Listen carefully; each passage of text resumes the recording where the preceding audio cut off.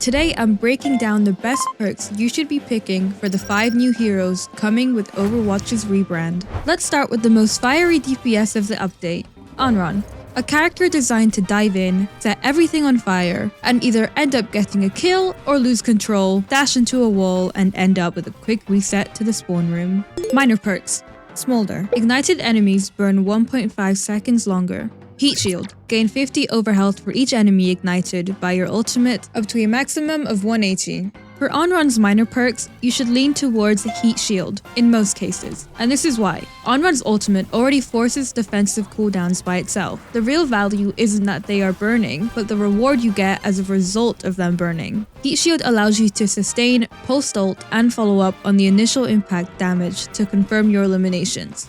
To keep it simple, if you hit 3 people, you gain 150 overhealth. That's practically a second life. You can stay for longer and increase the likelihood of getting an elimination, instead of just instantly exploding when a cast flashes and spams a hammer in your general direction. Considering that I'd said you should pick Heat Shield in most cases, you may be wondering, when should you pick Smolder instead? Well, Smolder is really only useful against tanks and characters with large health pools, such as Bastion, Reaper, Mei, since you have a longer chance to proc your crit. However, as a flanker, these heroes shouldn't be your primary target. You would only want to apply enough pressure to distract them and get out when you're in danger. You'll mainly do this when they try to walk down your backline to help them sustain for long enough to force them out or eliminate them. Major perks. Short Fuse. Impacting an enemy with Inferno Rush reduces its cooldown by 1.5 seconds. Hungering Blaze. Heal 50 health for each enemy hit by Dancing Blaze. Go for Hungering Blaze. Having higher survivability will win you games as long as you know how to use it. Just like with her minor perk, the longer you can stay in the fight, the higher chance you have of forcing important cooldowns and securing the kill. Not only that, but you take less resources from your supports, reducing the burden of healing and need for defensive cooldowns like Suzu. This means your backline is free to shoot their guns at the enemies for a change, or protect your tank that just got catnapped by Jeff 2.0.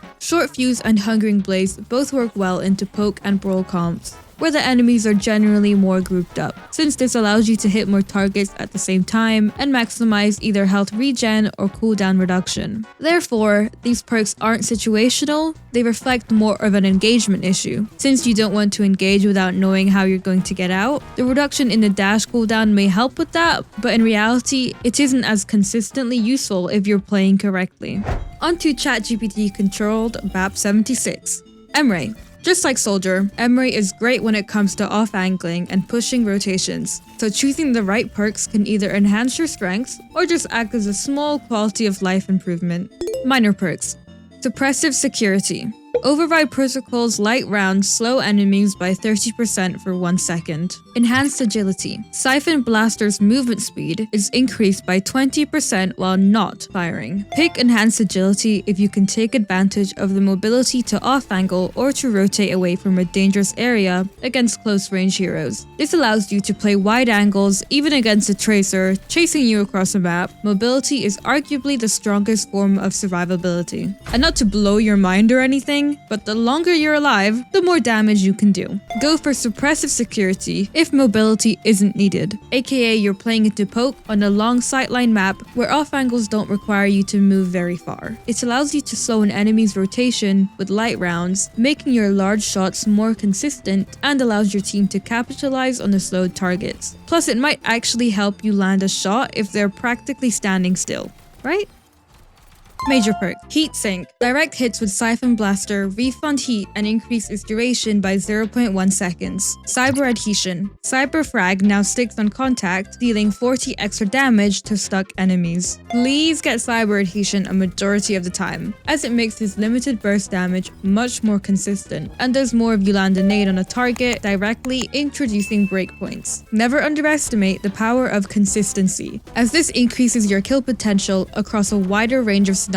Even if you don't get the pick, landing a nade could force cooldowns or even force the enemy to panic and make mistakes. if you really want to go for heatsink, just know it's really only useful against dive or comps where you find yourself getting walked onto consistently, like it's 2017 again and you lack the means to sustain or get away. This allows you to both pressure them off and sustain through lifesteal, long enough to get out, force cooldowns, and even finish a target. However, if you're smart and you have fairly decent cover usage, you'll notice you won't be needing that lifesteal as much. Onto the newest supposed poke tank, Domina. Even though she's labeled as a poke tank, that's not quite accurate. She's really a mid-range bully with some of the best suppression abilities in the game. So, you'll want to use her perks to either make her more self-sufficient so she can utilize said abilities without taking as many resources from your team, or for something more situational. Minor perks. Efficient design. After using Barrier Array, restore 50 shields and active passive health regeneration. Extended power. Increase the range of Photon Magnum by 20%. You should pick Efficient Design in most instances. That's because Efficient Design allows you direct self-sustain, which seriously relieves pressure from your supports, allowing you more time to stay engaged in the fight and to recuperate resources. It can also save you from damage breakpoints if you time your shield correctly with the 50 additional shields. In summary, it saves you from taking too much burst damage, winning you duels since you sustain for longer, letting you stay aggressive, and earn an endorsement from your supports. So you can finally start typing, "Is my team real?" at those throwing stacked players again. For extended power, it's quite simple. Only pick this if you find that you cannot hit enemies consistently from range. As an example, if you're playing into double snipers in a poke mirror. But generally speaking, that usually boils down to a positioning issue. And that extra sustain is far more valuable than the macro you can work on yourself without relying on a perk to bail you out some of the time. Major perks. Disruptive detonation. Enemies hit by Crystal Charge's explosions are slowed by 30% for 2 seconds. Power move. Barrier Array can be used as a wall to stun enemies with sonic repulsors with a 100% damage increase. You should pick Disruptive Detonation in most situations. Slows are generally very powerful, even compared with full stuns, as the 30% slow makes it easier for both you and your team to capitalize on targets and punish a rotation. It's also good against characters that dive your teammates lacking 2 out of the 5 senses, allowing you to punish a player collapsing on an isolated teammate, or salvage your team and yourself from an uncoordinated disengagement. The other thing about slows is they force players to panic. We've all been there, stuck in a ramp slow that feels like you stepped into quicksand, slowly waiting for that Soj to hit a rail right after charging it off your perma-antied and discorded hog. Slow is miserable to play against, and an OP tool when it's at your disposal. Only pick power move against brawl or rush matchups, basically when they're running at you, like the Persian army against King Leonidas in 300. Similarly to Sigma perk that levitates away a target, this perk forces a player to back off due to the extra 100% burst damage consistently when used with your shield. And keep in mind that if they're walking on you, then you should shield and knock them into it. It also blocks them from receiving healing and blocks any cooldowns. Now it's time for Mizuki. Minor perks. Wellspring. Remedy Aura resource generation increased by 25%. Exposed Soul. Hitting an enemy with Binding Chain increases your damage dealt to them by 30% for 2 seconds. Just don't pick Wellspring. It looks safe and it's a passive option, but trust me, this will not win you fights. Exposed Soul is always better, as it's a personalized discord added to your best cooldown, Binding Chain, which increases your already mid-lane kill potential. If you're not picking Exposed Soul, you're leaving value on the table. Because remember, Mizuki is not a heal bot, and you shouldn't play him like one. One shot can do 60 damage overall to the body, which is technically equivalent to Kiriko's body shot, so adding this bonus damage makes you even more lethal. A total of 117 damage per shot if you headshot while they are bound. This extra damage means you're more likely to secure a pick quicker, and faster kills means fewer problems could arise, resulting in more wins. Major perks. Resonant Return. Healing Casa bounces 1 additional time. Each bounce increases its healing by 10. Quick Step. While Katashiro Return is active, allies within Remedy Aura gain 25% increased movement speed. Only pick Resonant Return in a group together team comp, where speeding your team isn't beneficial. Basically, just your classic poke slop comp that holds it down main or control maps where everyone decides to stack point. You want to pick Quick Step in every other situation. It allows you to speed your team, similar to Lucio Amp or Juno Ring. Speed is busted as hell. There's a reason there's almost always someone playing a character with it in coordinated play. In in both 5v5 and 6v6. You can engage quickly, disengage, chase, and quickly escape. And finally, the most unexpected copy-paste addition to Overwatch,